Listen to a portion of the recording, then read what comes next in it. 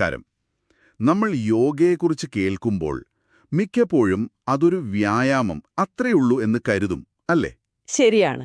എന്നാൽ നിങ്ങൾ ഈയിടെ ഷെയർ ചെയ്തൊരു ആർട്ടിക്കിൾ യോഗ മസ്തിഷ്കവും ശരീരവും ഒരു രഹസ്യമെന്ന തലക്കെട്ടിലുള്ളത് പറയുന്നത് യോഗ അതിനേക്കാളൊക്കെ ആഴമുള്ള ഒന്നാണെന്നാണ്. അതെ അതെ, ആ ലേഖനം യോഗയെ വെറുമൊരു ഫിസിക്കൽ എക്സർസൈസ് ആയിട്ടല്ല കാണുന്നത്.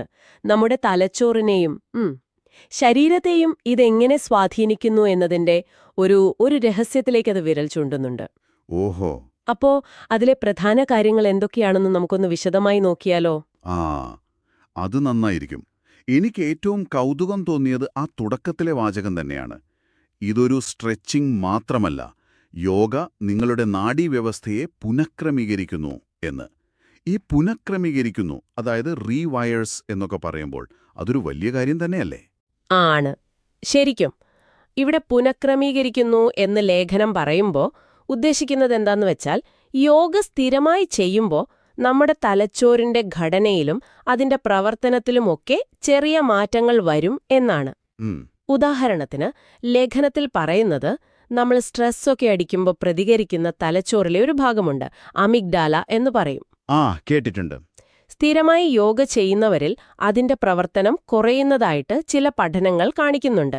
അതായത് നമ്മുടെ ഒരു ഓട്ടോമാറ്റിക് പ്രതികരണങ്ങളെ മാറ്റിയെടുക്കാൻ യോഗ സഹായിക്കും. ഓഹോ, അപ്പോൾ നമ്മൾ അറിയാതെ പ്രതികരിക്കുന്ന രീതികളെ നിയന്ത്രിക്കാൻ പറ്റുമെന്ന്. ഇത് മാനസികമായിട്ട് എങ്ങനെയാണ് ഗുണം ചെയ്യുക? ലേഖനത്തിൽ മറ്റു മാനസിക ഗുണങ്ങളെപ്പറ്റി പറയുന്നുണ്ടോ, ശാസ്ത്രീയമായി തെളിയിക്കപ്പെട്ടവ? തീർച്ചയായും. ഈ നാഡീവ്യവസ്ഥയിലെ മാറ്റങ്ങളുമായിട്ട് ബന്ധപ്പെടുത്തി തന്നെയാണ് പലതും പറയുന്നത്. ഒന്ന്, നമ്മൾ നേരത്തെ പറഞ്ഞ പോലെ ഈ സ്ട്രെസ്, മാനസിക സമ്മർദ്ദം കുറയ്ക്കാൻ സഹായിക്കും. ശരി. രണ്ട്, നമ്മുടെ ശ്രദ്ധയും ഏകാഗ്രതയും അത് കൂടാൻ യോഗ നല്ലതാണ്. ചിന്തകളെ ഒന്ന് നിയന്ത്രിക്കാനും മനസ്സിനെ ശാന്തമാക്കാനും ഒക്കെ ഈ പരിശീലനം സഹായിക്കും. പിന്നെ മൂന്നാമതായിട്ട്, മൊത്തത്തിലുള്ള ഒരു മാനസികാവസ്ഥ, നമ്മുടെ മൂഡ്, അത് മെച്ചപ്പെടുത്താനും ഇത് സഹായിക്കുമെന്ന് ലേഖനം പറയുന്നുണ്ട്. ഓക്കെ, അപ്പൊ മനസ്സിന്റെ കാര്യം ക്ലിയറായി. ഇനി ശരീരത്തിലേക്ക് വരാം. ഈ ശക്തിയും വഴക്കവും കൂടുന്ന കാര്യം ലേഖനം പറയുന്നുണ്ടല്ലോ. അത് ഒരുപാട് വ്യായാമങ്ങൾ വാഗ്ദാനം ചെയ്യുന്ന ഒന്നാണ്. യോഗ ഇതിൽ എങ്ങനെയാണ് വ്യത്യസ്തമാകുന്നതെന്നാണ് ലേഖനം പറയുന്നത്? അത് നല്ലൊരു ചോദ്യമാണ്. ലേഖനം പറയുന്നത് എന്താണെന്ന് വെച്ചാല്, യോഗയിലെ ആ ആസനങ്ങളില്ലേ, പോസുകള്, അത് നമ്മുടെ സ്വന്തം ശരീരഭാരം ഉപയോഗിച്ച് പേശികളെ ബലപ്പെടുത്തുകയാണ് ചെയ്യുന്നത്. അല്ലാതെ നമ്മൾ വെയിറ്റ് എടുത്ത് ചെയ്യുന്ന പോലെയല്ല. അതോടൊപ്പം തന്നെ ഓരോ പോസിലും നമ്മൾ കുറച്ചുനേരം ശ്രദ്ധയോടെ നിൽക്കുമല്ലോ. അതെ, അത് പേശികൾക്ക് നല്ല ആഴത്തിലുള്ള ഒരു വലിച്ചില് കൊടുക്കും. കാലക്രമേണ അത് ശരീരത്തിന് നല്ല വഴക്കം, ഫ്ലെക്സിബിലിറ്റി നൽകും. ഇപ്പോൾ കമ്പ്യൂട്ടറിന്റെ മുന്നിലൊക്കെ ഒരുപാട് നേരം ഇരിക്കുന്ന നമുക്ക് എല്ലാവർക്കും ഇത് ശരിക്കും വളരെ നല്ലതാണ്, അല്ലേ? ശരിയാണ്. എന്നാൽ ഈ ശാരീരികവും മാനസികവുമായ കാര്യങ്ങൾക്കപ്പുറം ലേഖനം അധികം സംസാരിക്കപ്പെടാത്തൊരു വശം കൂടി പറയുന്നുണ്ടെന്ന് തോന്നിയല്ലോ. അതിന്റെ ഒരു ആത്മീയമോ അല്ലെങ്കിൽ ചരിത്രപരമായ തലം അതെന്താണ്? അതെ, അവിടെയാണ് കാര്യങ്ങൾ കുറച്ചുകൂടി ആഴത്തിലേക്ക് പോകുന്നത്. അതായത് ഇന്നത്തെ കാലത്ത് യോഗ ഒരു ഫിറ്റ്നസ് ട്രെൻഡൊക്കെയായി മാറിയിട്ടുണ്ടെങ്കിലും അതിന് ആയിരക്കണക്കിന് വർഷങ്ങളുടെ പഴക്കമുണ്ട്. അതിനൊരു തത്വചിന്താപരമായ അടിത്തറയുണ്ട്. ഇതൊക്കെ ആ ലേഖനം നമ്മളെ ഓർമ്മിപ്പിക്കുന്നുണ്ട്.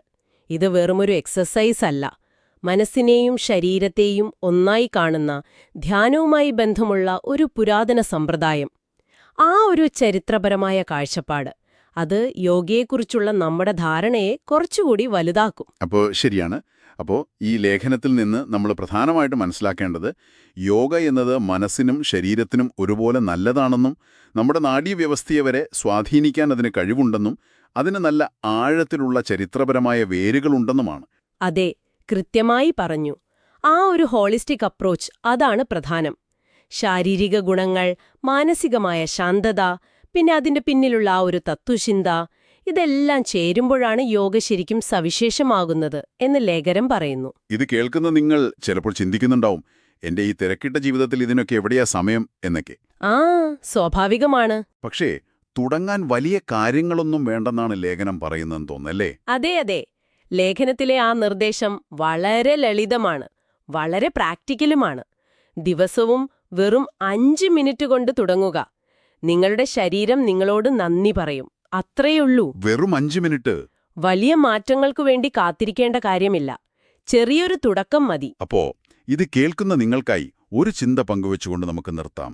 ഒന്നാലോചിച്ചു നോക്കൂ.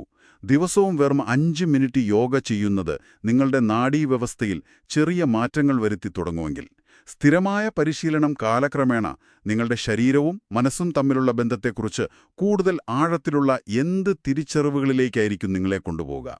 ഒന്ന് ചിന്തിച്ചു നോക്കേണ്ട വിഷയമാണ്.